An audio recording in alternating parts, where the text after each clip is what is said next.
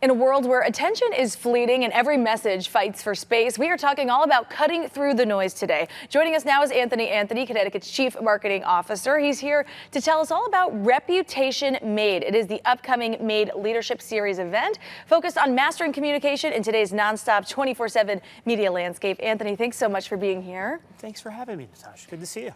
Great to see you as always. So this is coming up in the fall, and it's always such a great series. Each time has its own focus. So tell us a bit about this upcoming one. So this upcoming one's going to be in early November, and what we're trying to do is to give businesses, no matter the size, organizations like nonprofits and local officials a good understanding of what's going on in today's media ecosystem and how you cut through, whether it's earned media with the journalists like yourself, marketing, social media, working with influencers, and I think one of the most underrated but important ways of connecting with people is through outreach and one-on-one communication. And it is so important for businesses to do this because, you know, that is the way that people break through to their audience bases these days, these customers. Most definitely, and you have to be telling your story today, because if you're not telling it, you're going to be completely left behind. It's almost like if a tree falls in the forest and no one's there to hear it, does it actually fall?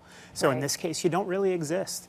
And so with everything from the very first line of defense, which these days is social media and just Google AdWords, all the way up to press releases and connecting with journalists and developing relationships, and how you conduct a successful outreach program to the public and the community and to your audience. All of these things will be discussed. Yeah, it's almost like a master class, and it's also a great networking opportunity for people. Huge networking opportunity. That's been a key part of our previous two events. It's going to remain the same at this event.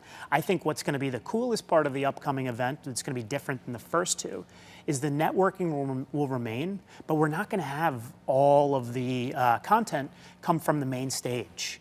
It's not just going to be 2 hours of people talking at you.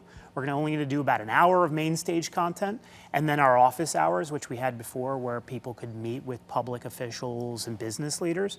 We're going to do that almost as classrooms based on subjects. So if you want to talk to a journalist and learn how to earn media, whether it's TV or written, or even podcasts, or how to engage with an influencer. We're going to have mini classrooms for all of these things, and that's how office hours will be structured. Yeah, that is great, because then you can kind of choose, maybe there's one area that you already excel in, but you want to get better in another. It kind of helps you curate your own experience. Exactly. Pick your own adventure. Right. Yeah, I think that's great. So it's a one-day event, or how does this all work? This is going to be a one-day event. We're looking at anywhere between 3 to 5 hours. Whether it's in the morning, there'll be breakfast, or if it's lunchtime, we'll be making sure that people are fed, because of course that's the best way to bond with folks, over food.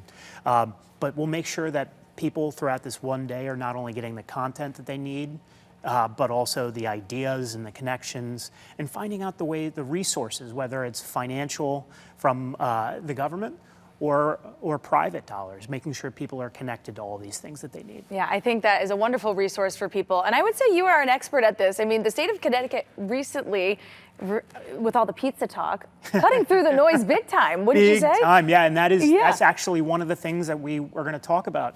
Not necessarily a pat on our back, but explaining to people why we did what we did.